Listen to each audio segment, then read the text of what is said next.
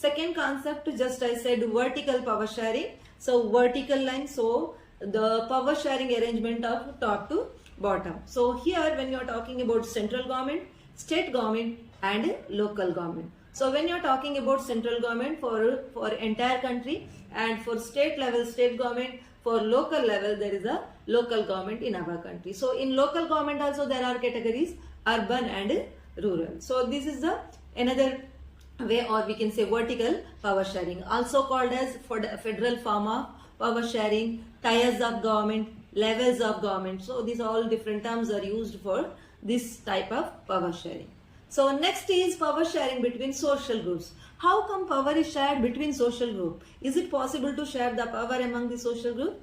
Obviously, of course it's possible. So when you're talking about when a country has a diverse population, so different groups must have some representation in national level. So how come possible in our country? You must be knowing we have SC/ST reservation. So this is also example of the power sharing between social group. Other than what kind of groups are there? Gender oriented groups we have. So religion oriented groups are groups we are having. So those all groups are given some kind of percentage in power. Okay, so that is also comes under the power sharing between social groups. So ultimately, fourth concept of power sharing between political parties, pressure groups and movement. How come power can shared between political parties? So you must have seen when the majority government get elected in, so that the party will form the power. So only the ruling party holding power? No, even oppositions also have some power. So that is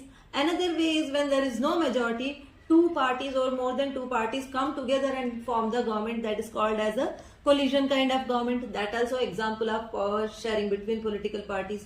Then furthermore concept if you are discussing, so when before election different political parties form their alliance, like NDA and India alliances are example. So different parties come together and contest elections. So these also example for power sharing between political parties. Other than that, pressure groups. There are many times people may not be liking the government decision. So different groups, national level groups, social groups, maybe political groups, put pressure on the government to bring changes in some rules, laws, whatever in the country. So that can be considered as a pressure groups. So other than that, through the movement also we can able to bring changes. So that also comes under the power sharing between political parties and pressure groups. So these all, we will end up our class over here. Thanks for watching. Bye bye.